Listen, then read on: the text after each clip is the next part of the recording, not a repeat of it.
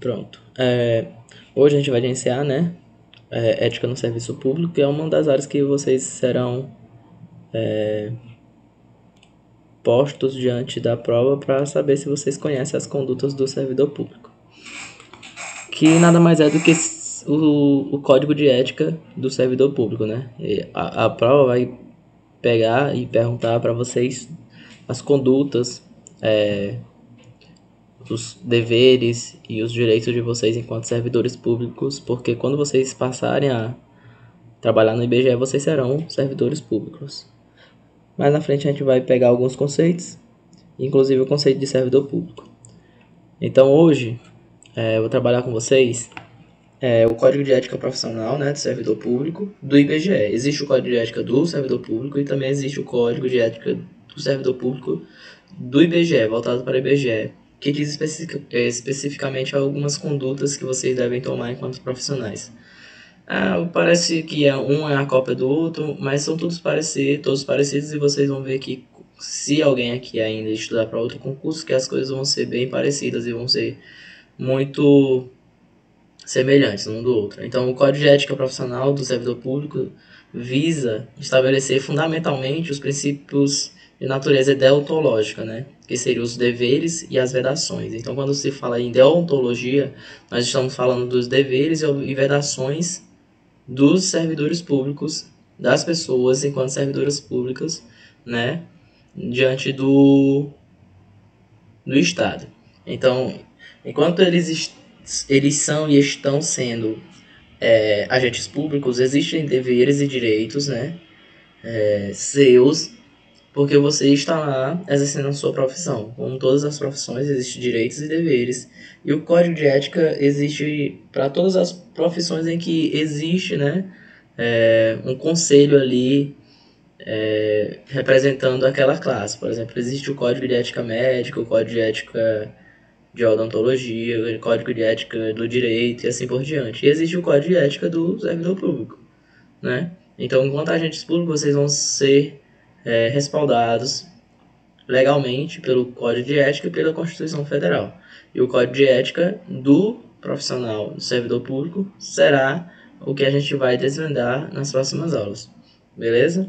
Os outros assuntos não vão deixar de ser vistos, como já falei. Iremos ver nas próximas revisões, nas próximas reuniões e assim por diante.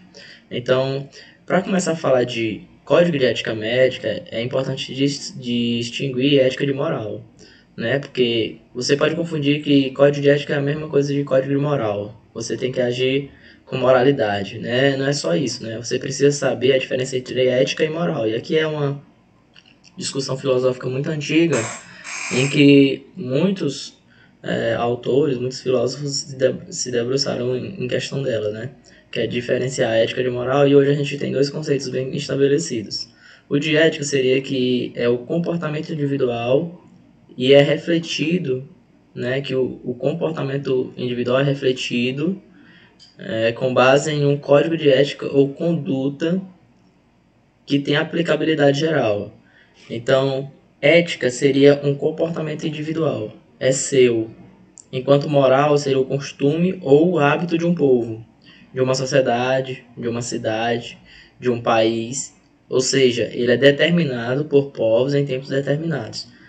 A moral pode ser mutável, ela não é imutável. Por exemplo, as crenças em que reinam hoje no Brasil não são as mesmas que reinavam antes no século XX, no século XIX, século XVIII, assim que os portugueses chegaram, né? A fé que hoje reina no Brasil, fé cristã, apostólica ou evangélica, não é a mesma hoje quando os portugueses chegaram. Aqui existiam índios com suas religiões, com suas culturas e assim por diante, e isso foi mudando. Então vocês percebem que o valor moral, a moralidade, ela mudou ao longo do tempo, porque os povos mudaram, porque as sociedades mudaram. Enquanto que ética tá mais relacionada ao comportamento individual. Tá aqui, ó. Tudo que falar e dizer respeito ao comportamento nosso individual diz respeito ao nosso ser ético. Você pode ser ético ou antiético. E você também pode ser moral ou amoral. Por exemplo, você mora numa sociedade em que todas as pessoas são católicas, mas você é ateu. Você, com relação a essa sociedade, é um amoral, porque você não tem a moralidade em que essa cidade, em que esse domínio público, né? Pode ser um país, uma cidade, uma região. Você não tem a mesma moralidade que é de geral, é da sociedade. Então, para eles, você vai ser sempre. Então, para essas pessoas, você vai ser sempre um estranho, né? Então, mas você pode ser amoral e ser ético. Por quê? Porque por mais que você, por exemplo, o que eu falei, você mora numa cidade, você mora num país em que todas as pessoas são religiosas, mas você não é. Então você não está sendo moral diante daquelas outras. Isso é errado? Não, você pode ser amoral e ter a sua crença lá e acreditar no que você quiser. Agora, ser antiético geralmente vai te trazer problema. Porque quando você é antiético, você geralmente está quebrando alguma coisa, né? Ou você está criando algum problema. Preste bem atenção. Ser antiético e ser imoral pode te trazer problema. Por quê? Vamos supor, antigamente, né? Quando a Igreja Católica geralmente mandava em muitas coisas, quem não ia, sei lá, eles exerciam um poder muito grande. Isso aqui vale para outras. Não vou pegar em Igreja Católica, vou pegar aqui, por exemplo, lá na Ásia, vai. África. Existem algumas tribos na África que eles tiram o clitóris da mulher para ela não ter prazer e para ela não trair o marido. Isso aqui é uma moralidade deles. Se uma mulher pega e não se submete a isso, ela é o quê? Simplesmente morta. Se ela não deixa que esse procedimento seja feito por gangues e facções africanas lá naquelas aldeias horríveis e cruéis, se ela não se submete a isso, se ela não deixa que eles façam isso, para que ela não traia o marido, isso aqui também acontece em algumas tribos muçulmanas, se ela não se submete a esse procedimento, ela está sendo o quê? Imoral. Ou amoral, porque ela não está seguindo a moral deles, né? Que é um costume e hábito de uma gangue. Eu não vou dizer povo para não afetar todo mundo. Pode ser gangue criminosos. Suponha, né? Então ela está sendo amoral. Ela não tem a moral deles. Ela não acha e não acredita no mesmo que na mesma coisa, no mesmo hábito e nas mesmas crenças que eles acreditam. Então ela está sendo amoral. Então a consequência disso é a morte.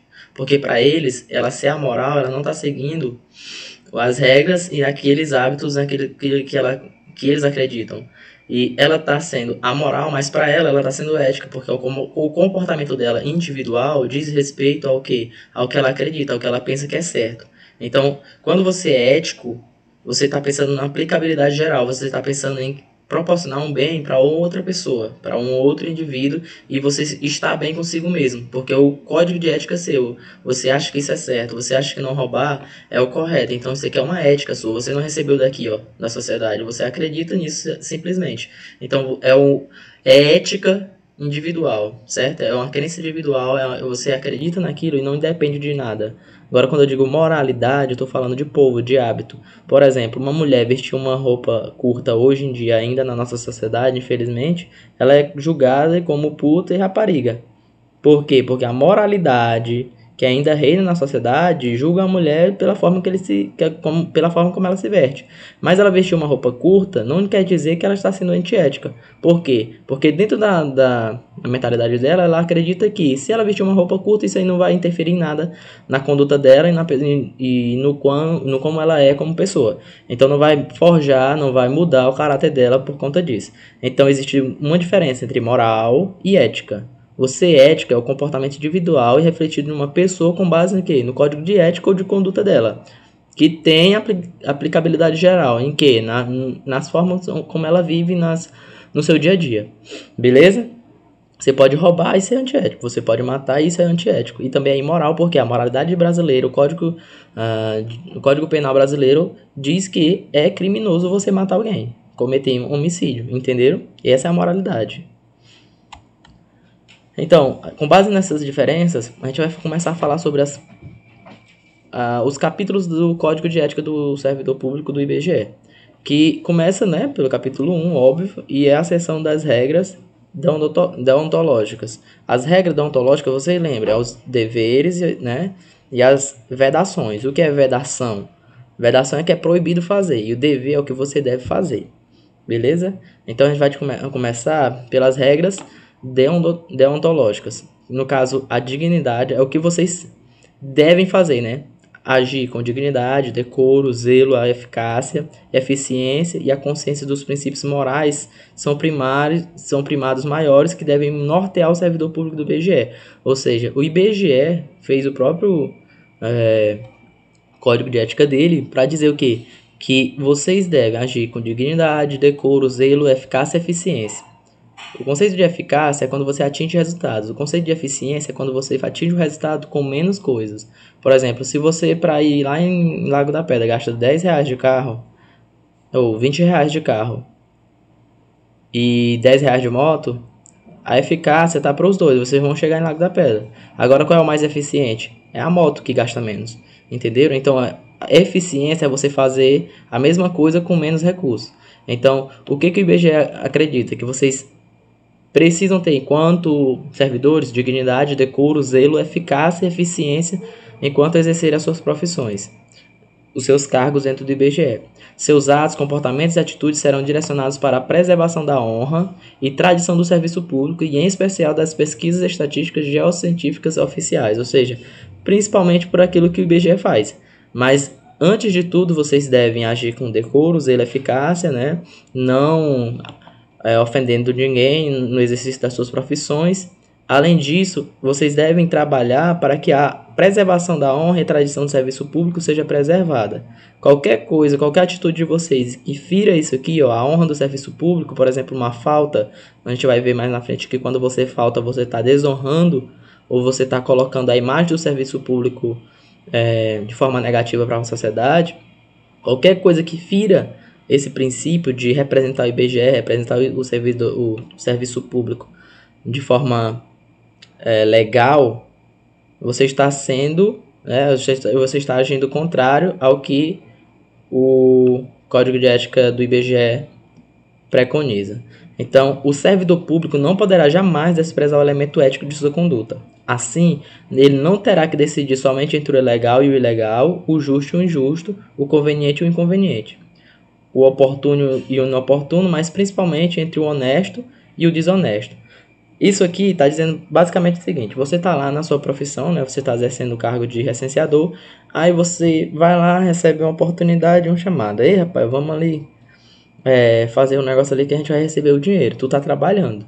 Então, o que ele está dizendo? Se for um chamado, por exemplo, você recebeu uma oferta para cometer ato ilícito enquanto funcionário do serviço público, receber uma propina do prefeito ou receber uma propina do gerente do IBGE, do gerente do posto de coleta e etc, ou falsear alguns dados, o que você tem que decidir? O que o IBGE diz, né? Que você não pode desprezar o seu elemento ético, ou seja, aquilo que você carrega, as suas crenças, a sua conduta, e também não terá que decidir somente entre legal e ilegal. Você não tem que apenas dizer que isso aí é ilegal, certo? A sua conduta não é apenas saber se isso aí é legal ou ilegal, se é justo ou injusto, mas também você tem que discernir entre o honesto e o desonesto.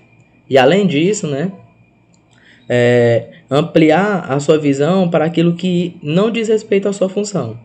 Beleza? O conveniente, o inconveniente, vocês não terão que dizer apenas se isso é certo ou errado. Vocês terão situações, enquanto servidores públicos, em que vocês precisarão discernir o que é conveniente, o que é inconveniente e também o que é honesto e desonesto. Vocês deverão, isso aqui que ele quer dizer, deverão negar, né? Precisarão negar todo ato que desvia a função de vocês enquanto servidores públicos. Propina, atos ilícitos, coisas ilegais, vocês devem preservar, né? Preservar o ato ético de vocês, a conduta de vocês, discernindo entre tudo, né? Na verdade, eles não querem que você apenas diferencie uma coisa honesta da desonesta, vocês diferenciem uma coisa ilegal da ilegal, mas que você tenha conhecimento daquilo que você está fazendo, né? E recuse aquilo que pode ferir a imagem do órgão público, né? Então, a moralidade da administração pública não se limita à distinção entre o bem e o mal, devendo ser acrescida da ideia de que o fim é sempre o bem comum. Então, o que vocês entenderam como moral? Agora que eu falei para vocês, que é a crença, né, de um povo, de uma nação, de uma instituição. Então, qual é a moralidade do IBGE? É que ele deve sempre primar pelo bem comum, porque como é um órgão público, ele deve zelar pela sua imagem, né, pela sua credibilidade dentro da sociedade brasileira, e existe uma moral dentro do IBGE. Se você quebrar essa moral, você é expulso. Eu falei para vocês que as mulheres que não aceitam a moral lá daquelas gangues árabes ou muçulmanas em outros países aí, que são totalitários, né, elas que não seguem, elas recebem uma punição. Então, quem não segue a moralidade do IBGE é punido, é expulso, é demitido. Então, vocês têm que primar por essa moralidade do IBGE, da administração pública, né? A princípio, na verdade, foi o mais importante, porque vocês serão servidores públicos. Então, vocês vão ter que entender o quê? Que a moralidade do IBGE ela não só diz o que é bom e o que é ruim, mas ele acrescenta que a ideia que vocês têm que ter é que tudo que vocês forem fazer tem que sempre prezar, né, o fim, a finalidade de toda a ação de vocês enquanto recenseadores, agentes sanitários municipais ou outra coisa, enquanto servidores públicos, sempre tem que primar pelo bem comum. Vocês têm que fazer o melhor, por quê? Porque existe uma sociedade que espera resultados dos seus trabalhos. Então, o bem comum, o bem da sociedade, o bem do Estado, é que deve ser primado por vocês. Então, a remuneração do servidor público é custeada pelos tributos pagos direto ou indiretamente por todos, até por ele próprio. O que ele está querendo dizer? Que tudo que você faz, tudo que você compra, o Estado recebe uma parte por meio dos impostos. Então, aquele cara que está indo lá no IBGE, prestando a informação, ou querendo, recebendo a informação que você está atendendo, ou suponha que você é funcionário do postinho de saúde, aquela pessoa que está indo lá, ela está pagando pelo serviço público. Você acha que não, mas ela já pagou pelo quilo de arroz que ela comprou, pelo iPhone que ela comprou, pelo celular que ela comprou, pela casa dela que ela comprou materiais, tudo isso ali tem impostos embutidos. Então, a parte desse imposto volta para o Estado. O Estado faz o quê? Investe em educação, investe em saúde, investe em infraestrutura. Então, o que ele está querendo dizer aqui? Que tudo que a remuneração do servidor, aquele salário que vocês vão receber, é o Estado que está pagando. Então, quem é que paga? Somos nós. Você mesmo paga o seu salário, quando você paga um imposto ali. E a sociedade como um todo também paga o salário do servidor público. Então, é isso que ele vai querer dizer aqui, ó. Trabalho desenvolvido pelo servidor público perante a comunidade deve ser entendido como um acréscimo ao seu próprio bem-estar. É como que vocês deveriam ter orgulho daquilo que vocês estão fazendo. Por quê? Porque o que vocês estão fazendo está primando pelo bem comum e está custeando, né? Ou, na verdade, está sendo uma recompensa porque vocês estão fazendo aquilo que, aos olhos do IBGE, é uma honra, né? No caso, seria servir a comunidade. Então, diante disso, o que vocês têm que entender? Que a função pública deve ser tida como exercício profissional e, portanto, se integra na vida particular de cada servidor público. O que ele diz aqui, esse inciso? O trabalho, ele é acréscimo ao seu próprio bem-estar. Todo mundo entendeu isso aqui. Você deve ter orgulho da sua profissão enquanto servidor público porque você está servindo à sociedade. A remuneração é custeada pelos tributos pagos direto ou indiretamente por nós mesmos. Então, tudo aquilo que a gente gastar ou denegrir, ou não fala denegrir, mas deixa eu encontrar uma palavra. Tudo aquilo que a gente depredar enquanto estiver trabalhando, por exemplo, você quebrar, eu tô no último dia do IBGE mesmo, eu vou quebrar esse celular. O IBGE vai precisar de outro celular, querendo ou não. Então, esse celular que vocês estão utilizando, embora não seja assim, você vai quebrar, você vai pagar, porque o Estado vai comprar outro. Então, quando o Estado compra outro, ele compra com base naquilo que você paga, com seus impostos. Então, é isso que ele vai falar mais na frente. Mas o que ele tá querendo dizer aqui, ó, que você deve se orgulhar e você deve tratar as pessoas iguais, porque os salários de vocês são pagos tanto por vocês, quando pagam impostos, quanto pela sociedade no geral. E além disso, o que ele está querendo dizer aqui? Ó? Que a vida particular se integra na vida profissional. Então, o que ele diz aqui? Ó? Que vocês devem estar atentos, porque tudo que vocês fazem reflete na vida profissional. Imaginem, você é funcionário do IBGE, todo mundo te conhece como um alcoólatra, aí você vai na casa dessa pessoa que te conhece como alcoólatra e vai dizer assim, oxe, nesse IBGE tem até alcoólatra agora. O cara não faz nada na vida, vive a semana inteira bebendo e trabalha no IBGE. Tá ferindo o quê? a imagem da instituição pública, né? A imagem do serviço público. Então, o que ele está querendo dizer? A função pública deve ser tida como exercício profissional, beleza.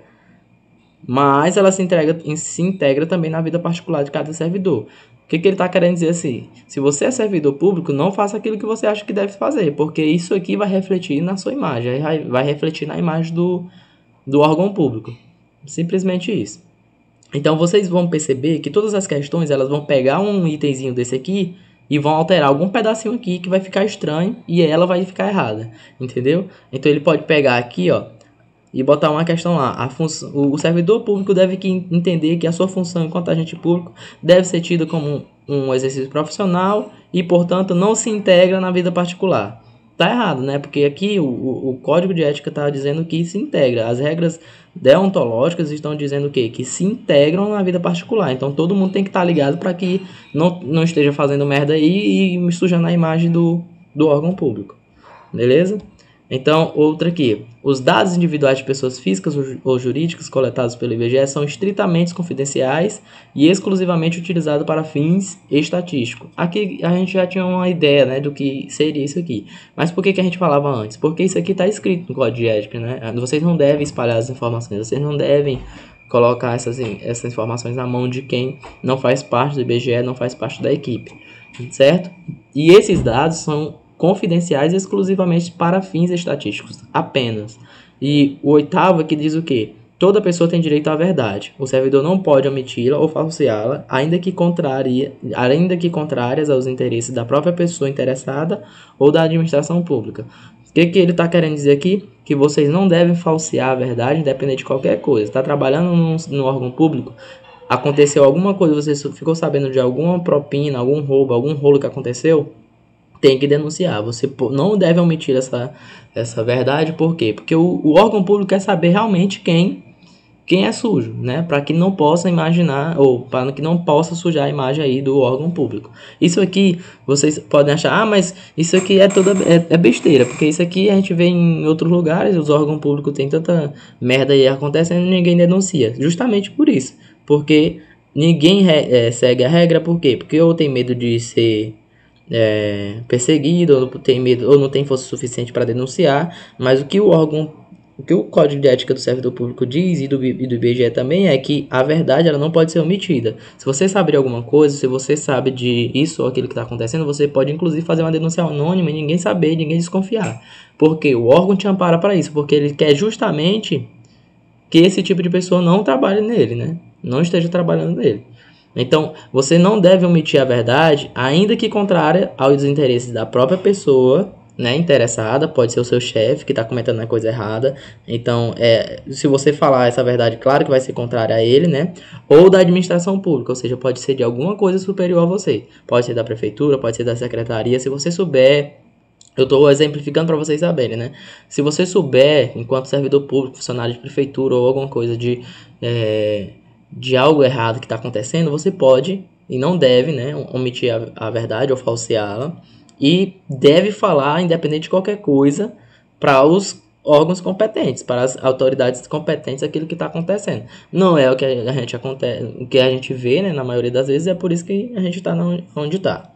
E o que tem mais? A cortesia, a boa vontade, o cuidado e o tempo dedicado ao serviço público caracteriza o esforço pela disciplina, né? Então ele está dizendo o quê? Que se você for cortês, que age com boa vontade, tem cuidado e tempo dedicado àquilo que você está fazendo, aos seus às pessoas que você atende, etc. Isso já é o quê? Uma demonstração de disciplina, né? Esforço e de que você é um profissional excelente. Então, tratar mal uma pessoa que paga os seus impostos, direto ou indiretamente, significa causar-lhe dano moral. Quando você, por exemplo, maltrata alguém ou desrespeita alguém enquanto está fazendo uma entrevista, ele está dizendo o quê? Que você está causando dano moral a essa pessoa, porque essa pessoa que você foi fazer a entrevista, é ela que paga o seu salário, é ela que vai te dar R$1.700, R$2.000 por mês, porque ela está pagando o seu salário por meio dos impostos que ela compra, por meio dos impostos que ela paga, por meio da cesta básica que ela compra todo mês, por meio do armário que ela compra, ela está pagando teus impostos, porque uma parte daquilo ali tem imposto. Então, o que ele está querendo dizer? Quando você é um funcionário público e atinge alguém moralmente, você está causando dando moral àquela pessoa porque é ela que paga teu salário. Imagina aí, tu é um funcionário de uma empresa privada, né? E você vai lá e começa a xingar o teu gerente.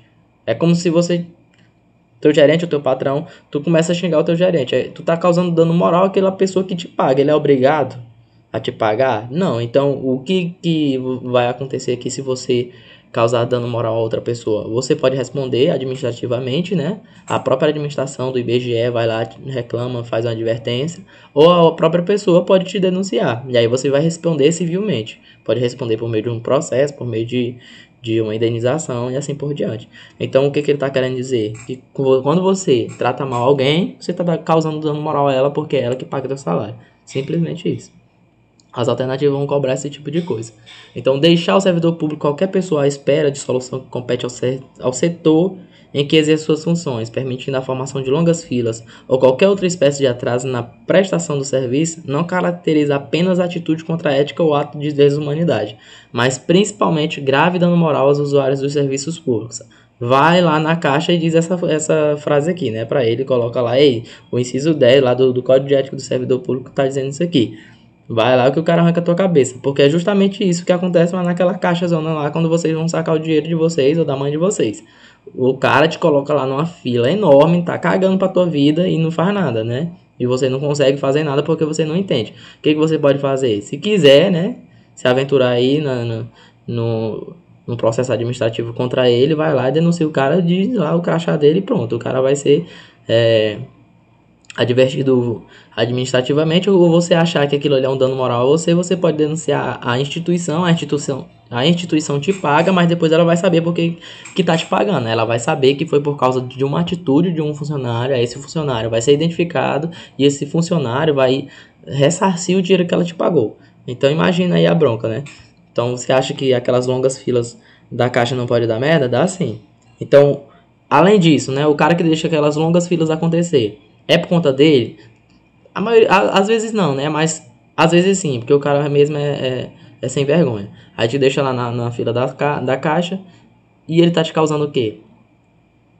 Dano moral, e além de mostrar que aquilo ali é uma atitude contra a ética e um ato de desumanidade. Deixar aquele tanto de gente na fila e não fazer nada por eles, certo? Deixar o servidor público, qualquer pessoa à espera de solução que compete ao setor em que exerce as suas funções. O cara não vai ser responsável pela fila, não. Ele também não pode responder por isso se ele trabalha lá dentro da administração da caixa. Mas se o cara, o serviço dele é só arrumar a fila, é só arrumar o pessoal para que as coisas aconteçam, isso é o setor dele, é o local dele exercer a função dele. Então, se a culpa é dele, ele está causando dano moral, grave dano moral, assim como um ato de desumanidade, certo? Então, toda ausência justificada, além disso, né, do servidor, de seu trabalho, é fator de desmoralização do serviço público. Olha o que eu falei para vocês ainda agora, né? Quando você falta ao seu serviço, você está causando desmoralização ao serviço público. E quando alguém for precisar desse serviço público, você trabalha no postinho, faltou no postinho injustificadamente, não falou para ninguém, não disse para ninguém porque tu faltou, simplesmente não foi, não deu satisfação para ninguém. Ninguém sabe do seu paradeiro, né? Ninguém tem como arrumar uma desculpa, ninguém tem como dizer por que você faltou. Isso vai causar o quê? Desmoralização ao serviço público. Por quê? Porque quem vai lá e não tem esse profissional, ele sai falando. Ele sai falando e diz o quê? Que no serviço público que ele foi, lá no postinho não tem profissional e que a administração não presta. Ou seja, não adianta vocês ir lá no postinho porque não vai ter, porque alguém faltou e falta porque quer, porque deixam. Então, você está causando o quê? Desmoralização do serviço público, né? O que quase sempre conduz a desordem nas relações humanas. Presta atenção, quando você falta injustificadamente, no outro dia você está lá, lindo, maravilhoso, né? Ou lindo, maravilhosa, com a cara pálida, no serviço público onde tu trabalha. Ah, faltei ontem, caguei para vocês. O que você vai arrumar? Uma grande encrenca. Ou teu chefe superior vai lá dar um cagaço na tua sala, ou tu vai querer achar que tá certo ou certa e arrumou uma briga. Ou seja, quando você falta, você causa uma desmoralização do serviço público, além de causar desordem nas relações humanas. Até porque, quando você faltar, quando existe um profissional que exerce a mesma profissão que você ou a mesma função, se existe 2 enfermeiros, um falta, o resto do serviço fica para ele. Ou seja, ninguém vai trabalhar de graça porque ninguém é cavalo e ninguém também recebe o teu salário para trabalhar por ti. É isso que ele está querendo dizer, certo?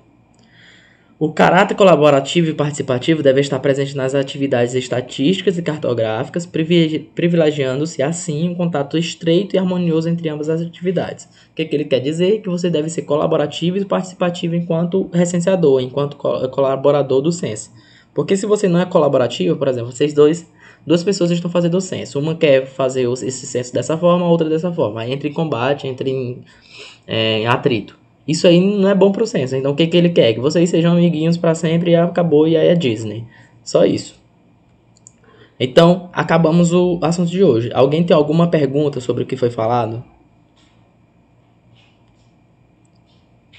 Vocês vão ver que essas questões todas eu tirei de processos anteriores, não foram minhas, né? Óbvio que não. E todas são fáceis de acordo com aquilo que a gente teve na aula. Vou responder a primeira e a segunda vocês vão responder sozinhos. Toda ausência justificada do servidor do seu local de trabalho é fator de desmoralização do serviço público. Está certo ou está errado? Certo. Está correto. A segunda, o servidor público deve procurar ouvir o usuário do serviço a fim de compreender suas necessidades. Certo ou errado?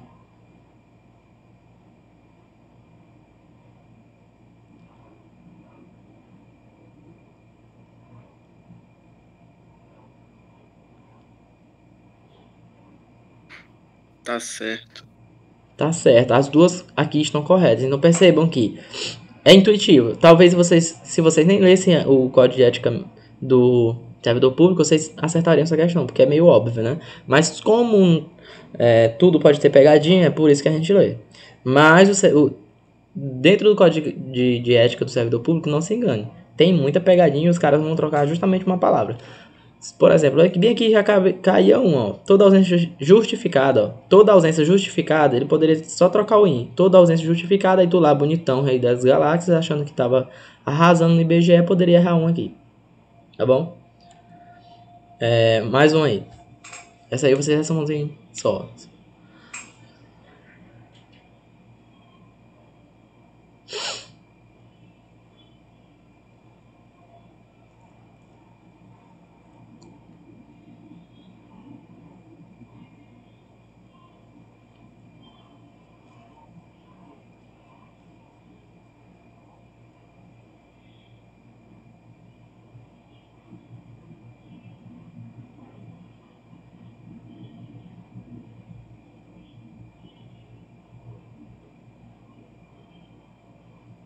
Letra B.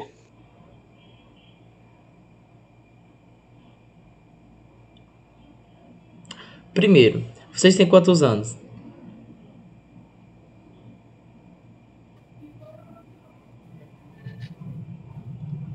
Alguém tem 17 anos aqui? Não, né? Tem no mínimo 18, né? 18. Se tu passar, Henrique, tu vai poder ser servidor público? Vai? Vai, que ele é maior de idade. Pronto, então já pegavam aí errada, né? Porque não existe idade máxima, né? De 25 anos. Existe a idade mínima que você tem que ter pra ser servidor público, que é 18. Idade máxima não, você pode ser até 80 anos, trabalhar até 80 anos, não me aposentei ainda, eu tô lá trabalhando, eu tô lá no postinho atendendo os caras, né? Então não existe. Boa conduta, isso é essencial para vocês serem servidores públicos. Isso aqui, ó, tá no estatuto para se ingressar no serviço público. O que é preciso, né? Os requisitos e condições básicas. Você deve ter boa conduta, você deve ser uma boa pessoa enquanto servidor público. Tem que ter gosto dos direitos políticos, o quê? Você deve votar, você tem que estar votando. Então você tem que estar em dias com os direitos políticos, você tem que estar em dias com a justiça eleitoral. Você não pode estar com multa ou com atraso nas votações ou o teu título está bloqueado, né? Você tem que ter os seus direitos políticos preservados. Você tem que estar em dias com a justiça eleitoral para ser servidor público. Idade máxima de 25 anos, dependendo do cargo ocupado, não, porque tem velho no serviço público. Então aqui vocês matavam por isso. Quer dizer que o meu professor tem 25 anos? Só ia trabalhar até 25 anos? Não, né? Então, o nível de escolaridade é exigido para o exercício do cargo, justamente isso.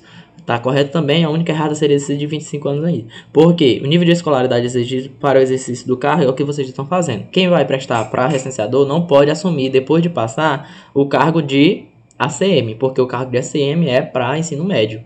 A prova de ACM é para ensino médio, a prova de recenseador para ensino fundamental. A prova de outra coisa que for diferente do teu nível de escolaridade da prova que você passou, você não deve assumir esse cargo.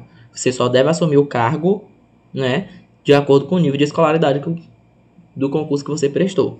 É isso. Aqui é mais diretas, eu coloquei, se eu não me engano, eu botei mais diretas. Melhor pra gente andar mais rápido. No que concerne à ética da administração pública, julgo o item. Diz aí se é certo ou errado.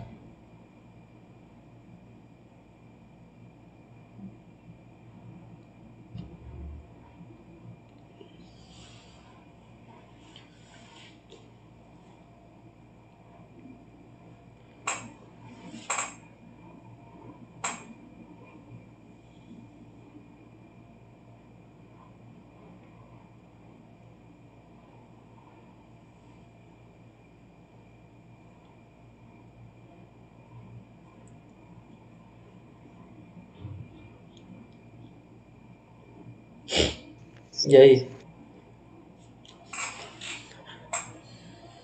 Intrinsecamente relacionado com a ética no serviço público, o princípio da moralidade expresso na Constituição Federal consiste na exigência de honestidade, lealdade e boa-fé no exercício da função. Moralidade da instituição, da Constituição, do servidor público, está pautada em quê? Na honestidade, você deve ser honesto, você deve ser leal, você não deve omitir a verdade, você deve ser sincero, você deve ser ético enquanto trabalha, você deve ter boa fé com as pessoas, você não deve desacreditar da instituição pública, certo? Então tudo isso faz parte do princípio da moralidade. Isso aqui talvez vocês demoraram a responder por quê? Confundiram ética com moral. Isso aqui, quando eu falo ética e moral, estou dizendo respeito à sociedade, né? Agora, quando eu falo moralidade do servidor público, quando você quer ser moral dentro do serviço público, você só precisa seguir o código de ética do servidor público. Porque lá está dizendo todas as normas, todos os conceitos, todos os hábitos, todas as condutas que vocês devem ter. Quando você tem uma atitude ética, é uma atitude que veio do seu princípio. Você pode muito bem ser servidor público e ser imoral. Igual os caras lá da Caixa que te deixam na fila o dia inteiro. Ele é imoral por quê? Porque ele não está seguindo o código de ética do servidor público, né? Que tem lá as condutas que ele deve ter. Que no caso seria não prolongar as filas com intenção de prejudicar a pessoa para não causar dano moral a ela, porque essa pessoa está pagando o serviço dele, pagando o salário dele. Então ele pode ser um servidor público e ser imoral. Mas se ele faz a coisa certa, e faz o máximo para que essas filas diminuam ou andem mais rápido, ele está sendo ético, né? Porque ele está tendo uma conduta que diz respeito ao caráter dele. Por mais que ele não possa fazer tudo, ele está fazendo o que ele pode. Então ele está sendo moral e ético, porque ele não está causando mal a ninguém. É uma conduta dele. Então, moralidade de serviço público tem tudo isso aí, ó, honestidade, lealdade, boa fé, né? Prezar pelo bem comum, isso faz parte da moralidade. Então tá certo. Então, mais uma. A virtude é uma condição inata, parte considerável do juízo moral do indivíduo. A virtude é uma condição inata. Parte considerável do juízo moral do indivíduo é forjada, inclusive geneticamente, observando antepassados e critérios biológicos. Responda se é certo ou errado.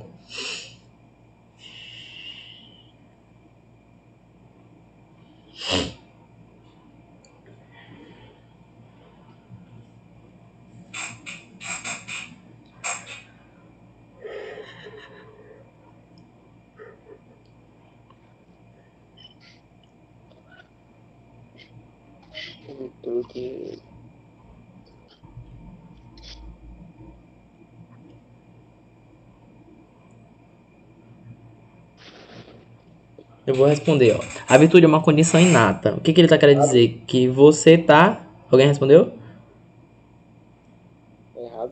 Tá errado, ó. Por quê? A virtude é uma condição inata. Parte considerável do juízo moral do indivíduo é forjada inclusivamente geneticamente, observando antepassados e critérios biológicos. É como se ele quisesse dizer assim, ó. Você nasce com isso aqui e você vai morrer com isso aqui. Se você nascer bom, você é bom. Se você nascer ruim, você é ruim. Se seu pai é ruim, você vai ser ruim. Se sua mãe é ruim, você vai ser ruim. Ou seja, tá partindo dos critérios biológicos e do passado, né? Isso não quer dizer que alguém que cresceu vendo o pai batendo em mulher, vai bater em mulher.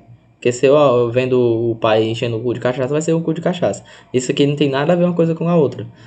A virtude, o caráter, a ética, a moralidade, você vai... a moralidade é um conceito mais geral, né? Do povo, da sociedade, daquilo que reina, né?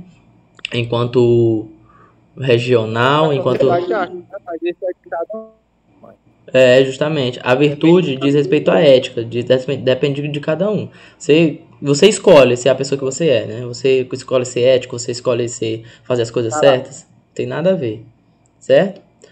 Então aqui estaria errado, porque você pode construir o seu caráter ao longo do tempo com base nas suas atitudes, com base na sua vontade, né? Se você tem vontade de ser uma pessoa boa, gente fina, ou com vontade de não ser uma pessoa idiota, você consegue. Então, virtude é algo que você constrói, não é algo que você recebeu de berço, não. A respeito de moral, ética e valores, julgo itens que se seguem.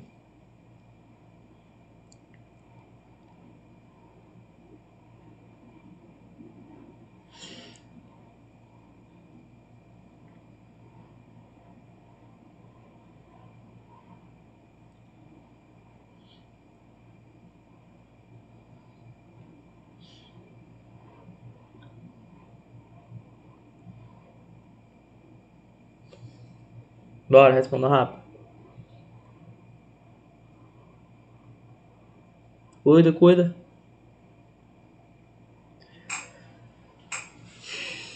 Bota o que, Miriam?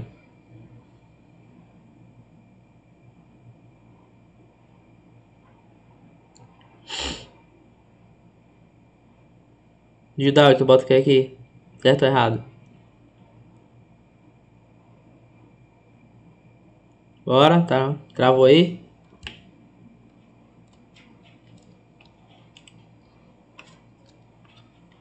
Ai, que ódio dessa internet.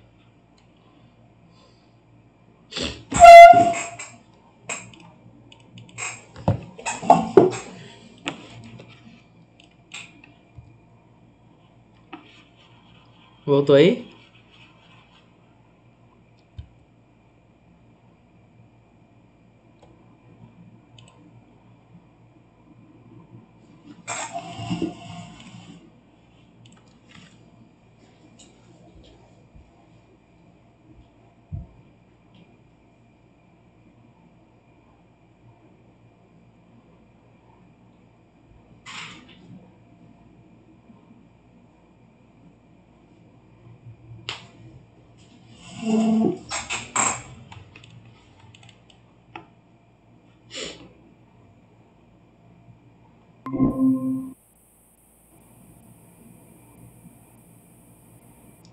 Voltou aí pra vocês a tela?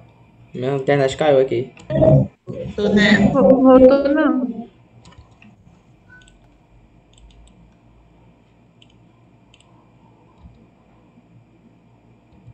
Voltou?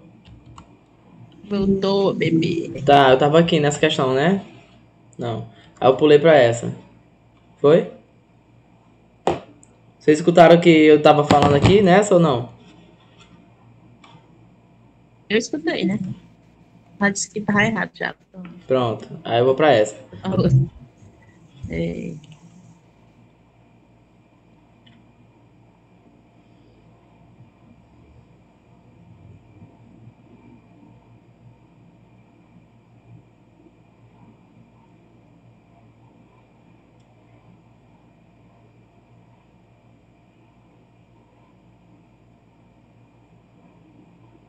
E aí, tá certo ou tá errado? Eu acho que tá errado. Alguém mais?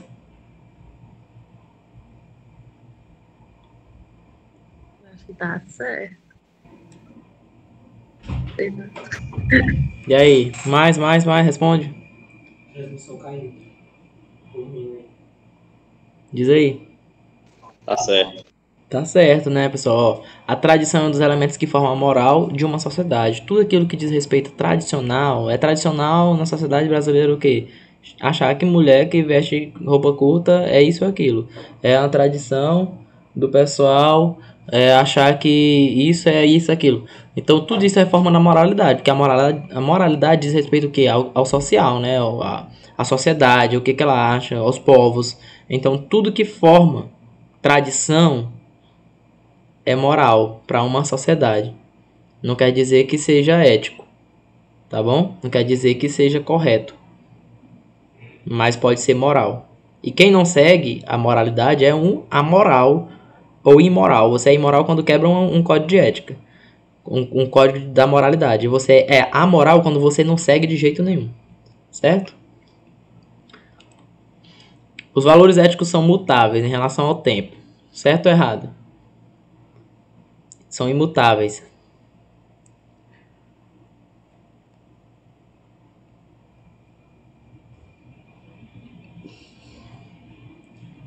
Vou responder de cara. Alguém quer dizer se é certo ou errado? Imutáveis é que não Eu acho que mudam. é. É que não mudam. É errado, tá? Porque valores éticos você vai construindo também. Valores você vai construindo. Aquilo que você acha, aquilo que você pensa, você vai absorvendo as informações e vai construindo os seus valores éticos. Você poderia... Todo mundo aqui pensa como pensava há 3 anos atrás? Eu, pelo menos, não. Eu não sei vocês, mas a gente vai mudando. Aquilo que a gente pensa, aquilo que a gente defende ao longo do tempo é mutável. Não é imutável. Os nossos valores são mutáveis, eles não são eternos. Você não nasce com um valor e vai morrer com ele. Alguns sim, agora com outros não. Então isso quer dizer que nem todos os valores são imutáveis. Eles são mutáveis, eles podem mudar. Responda essa aí também.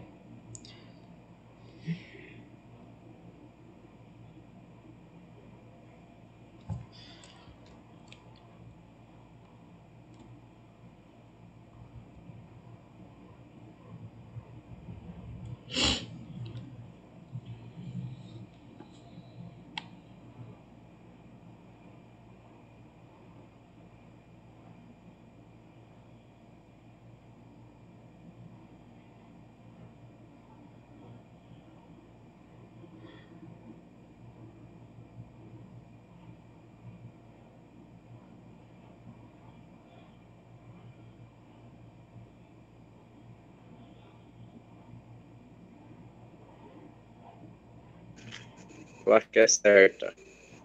Mais alguém? É certo. A implantação dos preceitos de ética no serviço público pode implicar a diminuição da corrupção. É justamente para isso que o Código de Ética existe. É para que não exista corrupção, para que não exista otariedade, para que não exista desrespeito às pessoas que necessitam dos serviços públicos. Então é para isso que existe, é para que não exista corrupção e outras coisas, né? Outras coisas é ótimo. Então tá certo.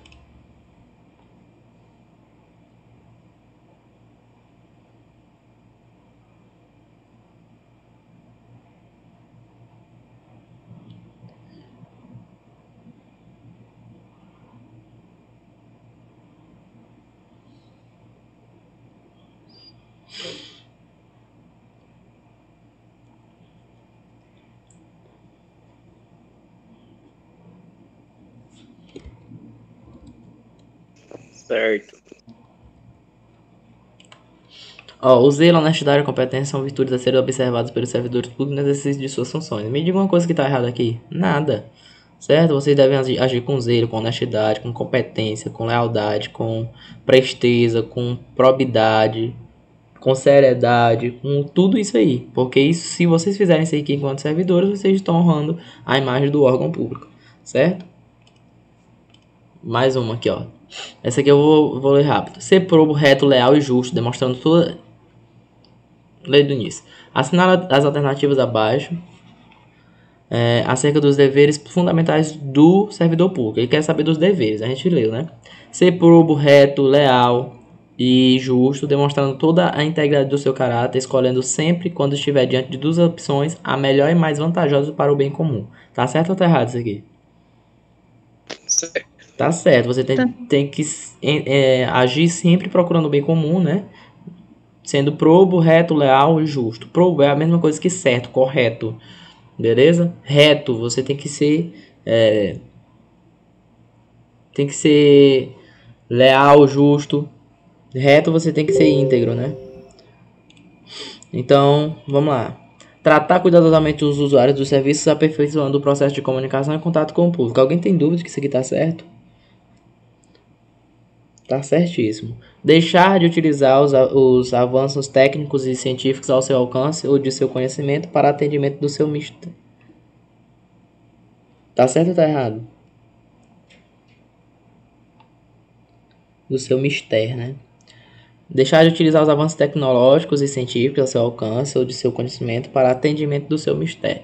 Ó, vocês devem utilizar sempre a melhor tecnologia para agilizar o serviço. Vocês querem resolver o serviço, então não vai poder deixar de utilizar os avanços tecnológicos. Se lá dispõe de um computador, vocês vão utilizar o computador, porque o computador acelera mais a coleta de informações, então vão utilizar o computador, vão utilizar a melhor tecnologia possível para agilizar os serviços. Então a terceira está errada.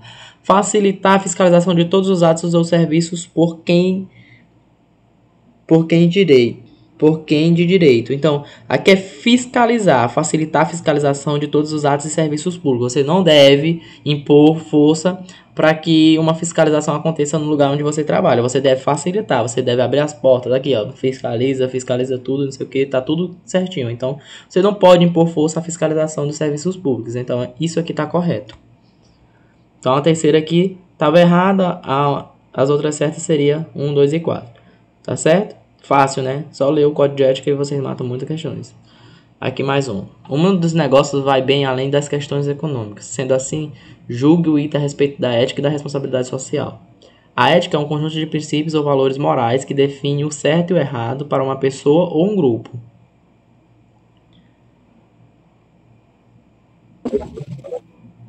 Falei pra vocês que ia cair pegadinha, né? E aqui tá o quê? Tá certo ou tá errado? Bora, diga logo, na lata. Certo. Mais alguém. Errado. Errado. Ó, tá errado por quê? Porque é ética. Falei pra vocês que eles iam confundir os conceitos de moral e ética pra Moral. vocês. Porque, ó, isso aqui é moral, o conceito de moral. Moral vai dizer assim, isso aí é certo, isso é errado, isso é certo, isso é errado. As tradições vão dizer, é certo utilizar roupa cavada, não é certo utilizar roupa cavada. É certo sair de short na rua, não é certo sair de short na rua. É certo entrar isso aqui. Eles vão dizer os valores morais, né, do que é certo e o que é errado. Mas para uma pessoa isso aqui é ética, para um grupo é moral. Então para pessoa e grupo é moral, entendeu? Porque a moralidade vai sempre querer dizer como que as pessoas têm que viver e como o grupo tem que viver. Enquanto que a ética não, é um conceito seu. É um princípio seu, de certo e errado, de honesto, desonesto, de leal, desleal. É o que você tem consigo. É o código que você carrega consigo. Certo? Esse aqui é o conceito de moralidade. Então estaria errado. A moral é atemporal e não espacial. Certo ou errado?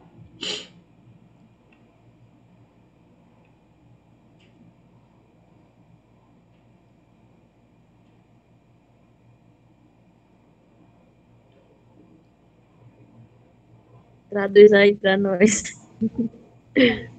Demo, acho que é certo. Não, é errado. Por quê? A moral é atemporal. O que ele quer dizer aqui? Que independente do tempo, ela vai existir sempre. Atemporal quer dizer que não interessa o tempo que passar, ela vai se continuar a mesma. E não espacial quer dizer o quê? Que ela não depende do lugar. Depende sim. Então a moral ela vai mudar de acordo com o tempo. É a mesma moral que nós temos hoje. Antes as pessoas acreditavam nas mesmas coisas ou aceitavam as mesmas coisas que elas aceitavam hoje? Claro que não, né? Antes as pessoas achavam que, sei lá, casal gays deveriam ir pra fogueira, né? E ser mortos. Hoje em dia não, todo mundo aceita, todo mundo respeita. Então a moral da sociedade mudou. Todo mundo não, né? Porque sempre existem os preconceituosos, mas a maioria, né? Pelo menos mudou muita coisa para esse pessoal, né? Pelo menos hoje consegue ser respeitado. E a moral mudou, né? A forma como as pessoas pensavam antes já mudou. Então a moral mudou e não espacial. Acho que não, porque se sim, ela seria a mesma em todo canto. Mas depende do povo, depende das crenças, depende da localidade, depende do país, depende da região, depende do espaço onde você está se referindo. Então estaria errado. Se fosse ética aqui, também estava errado, porque a ética é mutável. A ética você consegue ser ético, antiético, dependendo do tempo, dependendo do lugar. Você pode pensar coisas erradas e coisas certas, independente do lugar. Então, também estaria errado. Então, moral e ética não são imutáveis, gente. Não são atemporais. Elas mudam com o tempo. Elas mudam com as pessoas, com a evolução da sociedade. Certo? As duas são mutáveis e são espaciais. Ou pode ser também individual, no caso da ética. Certo? Ética é o conhecimento que municia o indivíduo com critérios para a escolha da melhor conduta. Tá certo ou tá errado? Eita. Tá certo, né? Não tem o que falar aqui, ó. É o conhecimento que municia o indivíduo com critérios para a escolha da melhor conduta. Você tem o conhecimento de que você fazendo isso ou aquilo é errado, que você fazer aquilo é errado, que é certo. Então, isso aí que você chama de ética é o seu conhecimento. Você adquiriu uma informação de que se você fizer isso ou aquilo é errado. Não faz e não diz respeito à sua pessoa fazer esse tipo de coisa. Então, é o conhecimento, é uma ética sua, é o que você conhece, construiu ao longo do tempo enquanto pessoa. Então isso faz parte de você, não faz parte da sociedade, não faz parte da Constituição Federal que te proíbe de fazer isso ou aquilo. Você não faz porque você não quer, então é uma ética, né? É ética sua, você é ético porque você entende dessa forma. Então, ciente de que seus atos, comportamentos e atitudes implicam a preservação da imagem da administração pública, o servidor público deve fazer o uso de recursos públicos com economicidade e clareza no desempenho de suas atribuições. Certo ou errado?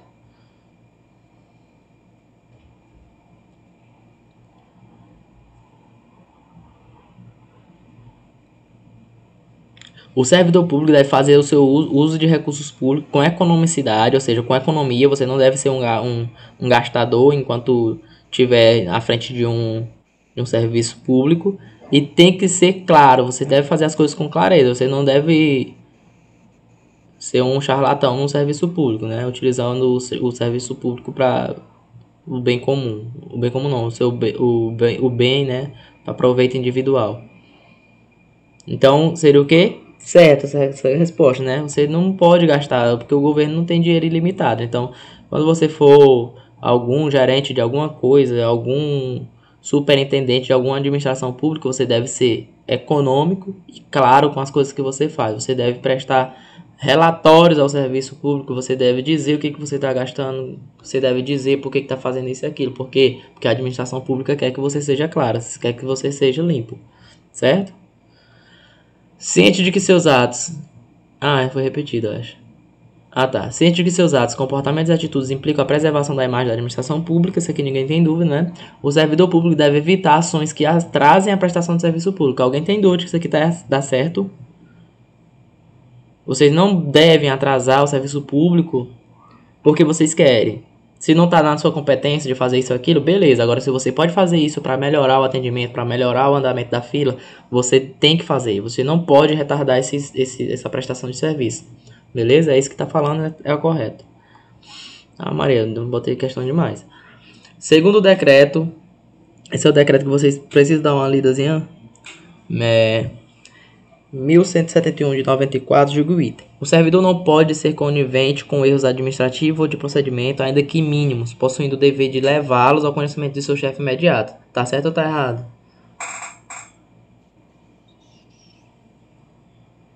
Certo ou errado? Tá certo, né? Ninguém tem dúvida. Ser ético é cumprir os valores estabelecidos pela sociedade em que se vive. Para ser classificado como um profissional ético, o agente administrativo deve aplicar-se em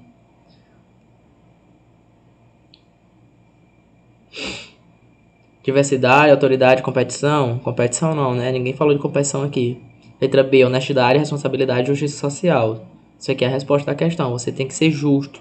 Você tem que querer fazer justiça social. Você tem que querer prestar serviço àquela pessoa que não tem condição de pagar o serviço particular. Você tem que ser justo com ela, porque ela só tem aquela alternativa que está buscando ali no serviço público, sei lá, seja de saúde, de educação, porque não pode pagar a educação melhor para os filhos. Então você tem que buscar sempre esse senso de justiça social, de responsabilidade e honestidade. Não é letra C porque é altruísmo, simpatia e submissão, não. Você não tem que ser submissa a ninguém. Você vai vai ser recenseador, mas você também vai ter o seu superior, mas ele não vai ser dono de você. Ele não vai mandar em você. Você não vai ser submisso a ele. Se ele fazer qualquer merda, você tem total de liberdade para denunciá-lo. Pode ser o gerente de qualquer banco do Brasil. Se ele fizer merda contra você, você tem total liberdade para denunciá-lo e entrar com causa lá contra ele, certo? Liberalidade, centralização e negociação, não, né? Negociação dentro do serviço público, isso aqui não existe. Serviço público não é para ganhar dinheiro para ti mesmo, não é para você negociar, é para você fazer e trabalhar pro bem comum, para a sociedade. A resposta mais bonitinha seria letra B. Fim, chegamos ao fim da primeira aula de ética. Alguma